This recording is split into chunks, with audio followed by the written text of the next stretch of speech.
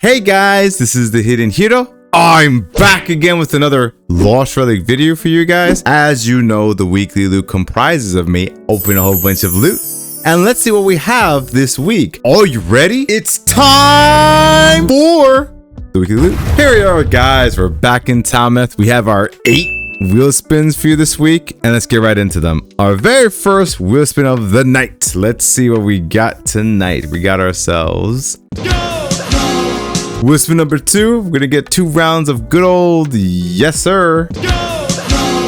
Wheel spin number 3. Let's see what we got. We got ourselves a 3rd round. Wheel spin number 4. 4 times the gold. You are correct. That's gold, Jerry. Gold. And our wheel spin number 5, my favorite number 5, we're gonna get another round. Wheel spin number 6. Let's see what we got. We got ourselves wheel spin number 7. Lucky. All right, we got 14 karat gold. And our last wheel spin of the night's going to be. We're done with our wheel spins. I have 85 golden grind chests. Let's open all of them at once. Boom. 4,428. We're done with our golden grind chest. I have 41 void satchels for you guys. Let's open all of them at once. Boom. Okay, 4 rare arcane fragments and 37 uncommon arcane fragments. Good job. Next, I have Nautica's Strongbox for you this week. Let's see what we got in this box. We got ourselves, okay, Greater Tome of Fishing. Next, we have 2 Sunken treasure troves. We're gonna get Gold. Gold. Beautiful gold. and our last one's going to be. Next, I have 27 mysterious nests. No, I did not learn from last week of gambling on this. I know I'm going to get 27 quail eggs. Let's open all of them at once right now. Boom. I got 1 rare arcane fragment. Of course. Next, I have a nightmare vault for you this week. Let's see what we got. We're going to get. Nuts. And our time chest is going to be some. Do the gold bond tingle. I nurture my skin. Foot powder spray. Next, I have 7. Count them, 7 Guardian Warchest for you guys. You know what time it is, guys? Say it with me, folks. Oh, we gotta get 20k. Yes. Are we gonna get another 20k? Okay, rare. Next, we're gonna get. Ooh, 2 rares, nice. Next one's gonna be 2 for 2. Okay, that's 4, not bad. We're gonna get, okay. And number 6, we're gonna get, all right. And I guess we're gonna wrap up with another rare. Next, we have the pinata, I like to call it, but it's obviously the Shatterfest Orb. Let's see what we got in this bad boy. Hey, that's pretty good. All right, guys, this is the main event. We got 4 Frostfall Vaults. I know I probably should be selling them to make a quarter close to 1,000,000 gold, because each one's about 250,000 gold practically. But I don't care. I'm doing this for you guys and also in the name of content. Let's see what we got. Our very first Frostfall Vault's going to be, okay. Second one's going to be, third one's going to be, I guess we're gonna have rare arcane fragments. But wait, there's more. I'm sure you're here now to hear my thoughts on the expedition, because truthfully, about a month has passed in terms of the expedition, and I think it's a time that I can give my thoughts about if I like this update or not, or if this was, catastrophe. And I'll be honest, I'm kind of in the middle, this update, to be honest. To give a fair take, we're going to go over the article, skim through it really briefly, and I could just briefly talk about certain topics that I can talk about. So for example, the champion's residence, I cannot talk about that because I don't have access to it at all. So, I can't really talk about that at all. Here's the article, and let's kind of recap on what's changed and what we can talk about. For example, Rework of Potions. This I can definitely say was a pro, because of the fact that, I will be honest, I didn't at first like the change where it was timed, where we had able to do a whole bunch of runs when it was timed with potions. However, I did get comfortable with the fact that I'm always going to stay powerful no matter what throughout the entire adventure. And, you know, sometimes, and this has happened to me, where I get a phone call, or, you know, Hira needs something, or I have to like literally just get up and use the bathroom. I leave my character on the side somewhere and they're not going to get attacked, and I don't have to stress out about, oh, my potion is going to run out within time frame, you know. So this change was actually very beneficial to me over time, and I actually do enjoy this rework. So this was definitely a pro for me. I do like the fact that you can stack potions down up to 5 when you're doing your Descending Nightmare or Hellfire runs. That's very cool, because now you're able to go further down, deeper in Descending Nightmares, which is very helpful. I also like the fact that you can use Potion Surge, where you can just press the Z key on your keyboard or whatever button you set it to, and you just uses all your potions at once, which is a very helpful feature, and I actually enjoy it quite a bit because it saves me time. Instead of just having to click every single button one at a time, I'm able to just pop everything all at once, and I'm able to just practically go rogue on everybody pretty much. I do appreciate the fact that pets can cleanse these status effects, most of them anyway, but the issue is that I have with this effect is that the devs kind of generalize most of the pets to be a uniform effect, which I feel like that's like a placeholder you guys kind of had to do to just give some sort of value to the pet, that they're actually able to do this at least the bare minimum. And the reason why I'm saying this is because I'd imagine pets doing other type of abilities, because there's so many of them, and that I feel like they might need their own, like a huge update rework, if we wanted some sort of system like that, where they have their own progression system. Some can attack, some cannot, some can do other things, kind of like Pokemon. I know I hate saying it that way, but that's what we thought originally, but clearly that is not the case. And if this is how they remain forever, I'm fine with them being this way, but it's kind of a bit of a letdown for me. So that's where I'm kind of in the middle about this whole thing about pets just cleansing, you know. I hope you guys actually add more features to them, hopefully in the future. Artisan Kiln, I'll be honest, I only engage with this station maybe once or twice, where I turn in a whole bunch of cooked fish, and I got a good amount of sigils, but honestly, I kind of just stop at a certain point, because I mean for me, I kind of got bored, but also I feel like there's not enough incentive to actually make me want to come back for more, to actually just turn in a whole bunch of items that are cooked. And I feel that if you want more players to use this sync, you need to incentivize them to make more stuff or give more incentives. I don't know what that could be, but that's my advice. Shatterforge. Now this station, I'll be honest, I at first was kind of hesitant and thinking about, no one's really going to use this.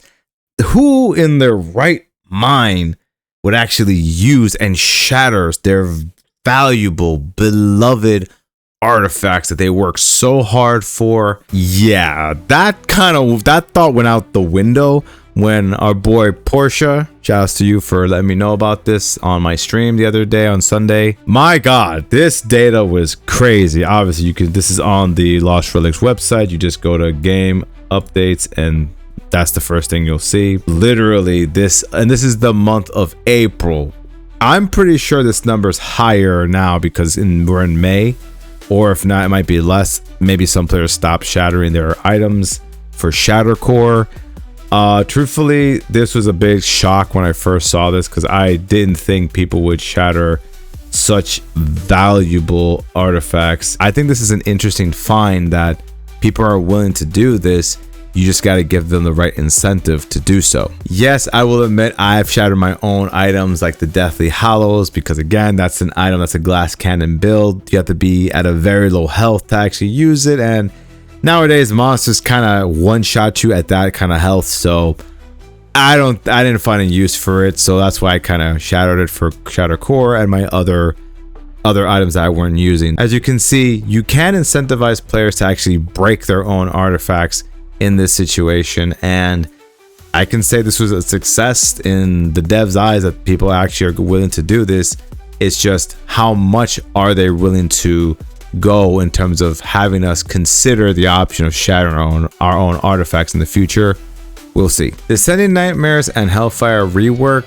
This change I actually did like. This rework I actually appreciate because previously players need to complete a fixed number of runs or floors. Now we simply count the total number of levels cleared. You now need to clear 30 levels to earn a Nightmare Vault, which is credits to Celsia. I will say this, Celsia, you were right.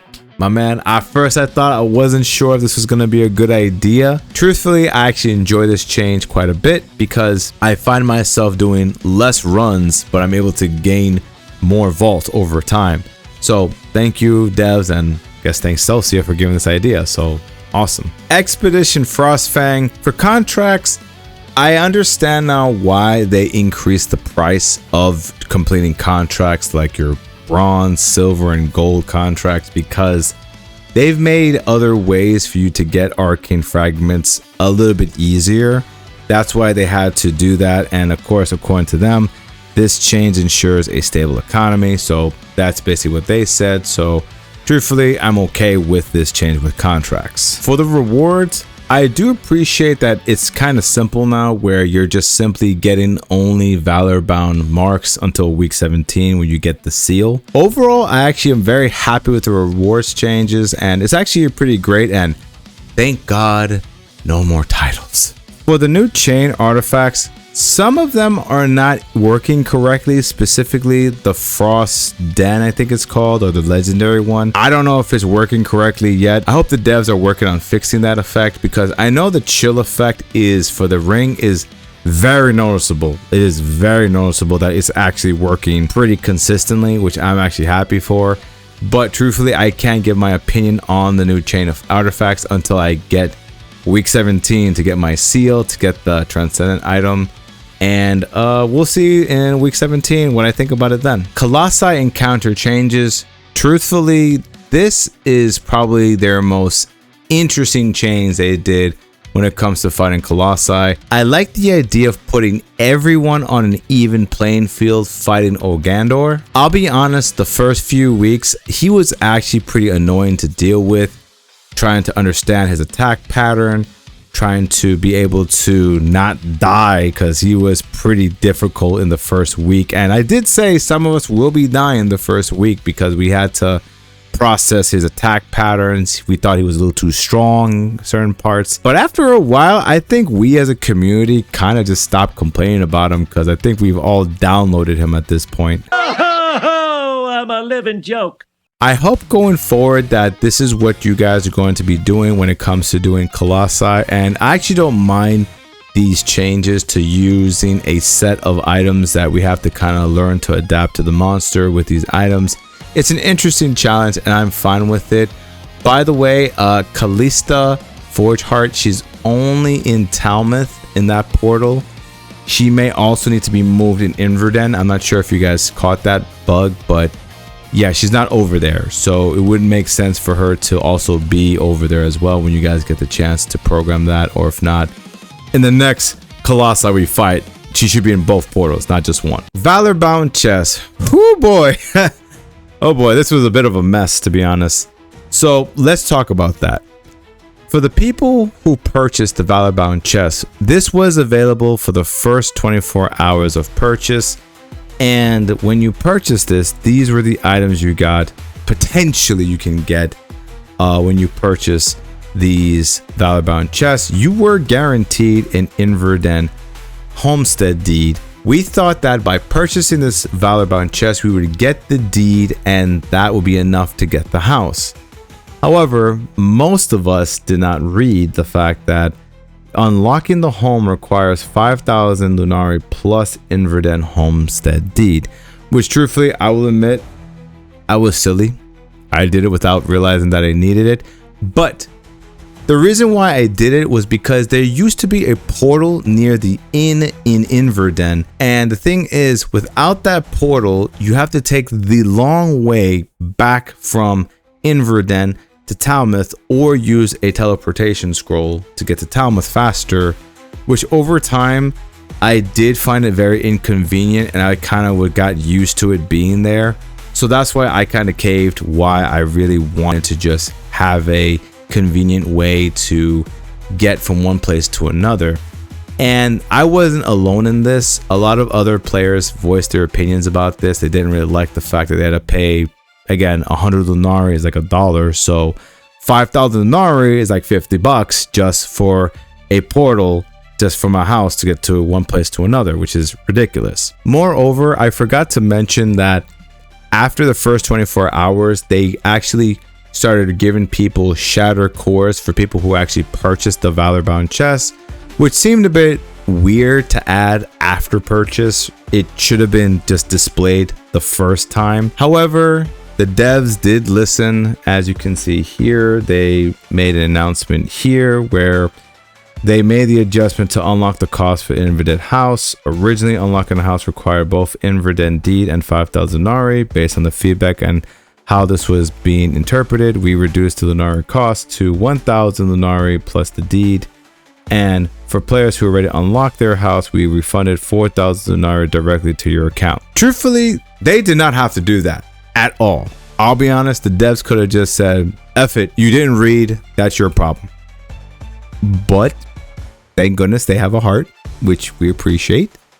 And that basically I will most likely be spending my Lunari on membership when I need to. But I'm gonna be honest, I'm going to give this section an analogy, to be honest. What they did with this Valorbound Chest to the community, it kind of did something really bad, and I'll give an example. Let's pretend the community is like an urn. And what the devs did was they kind of accidentally knocked that urn over, and it's actually shattered now. But what they did was they ended up putting the pieces back together. They passed it all up, and now they're like, Hiro, this is now fine. You have your urn back. Here's the thing. It is not back to the way how it used to be the very first time. There's cracks in there, and you know, it's not fully pieced together fully. That's what you did with the trust, in my opinion, with the community, what you guys did with these Valorbound chests. Now, I'm not saying that I am never going to buy another Valorbound chest. This is something that I know that I think this is a learning experience that we're going through together, but I will think twice next time whenever you guys actually list the next one. Inverdhen Emporium, I find myself using this sigil occasionally because I was able to purchase one relatively cheap. I do enjoy its convenience, and it's very nice to have, honestly. It's optional, but it's nice to have. Adventure start screen, I actually really enjoyed the new UI for this. Whenever you start an adventure, it's just transparency in front of you. You get to see all the numbers, you get to see all the monsters as well, what drops you can get. This was a huge change, and I actually really appreciate you guys making this change, and I can't wait for the next UI update. Or this is just a big good change overall. I actually really enjoyed this. Rewards shop. Now this one, it's fine to start off in the beginning with, only because I do find myself using my Royal Sapphires for Frostfall Supremacy keys, because I need to save my Lunari to actually use it for membership. I have accumulated a lot of Royal Sapphires through all my purchases I've made throughout Lost Relics. That's why I'm able to just use these Sapphires to get these Frostfall Siege keys. However, I do feel that this shop could be revised to, I don't know what it could be.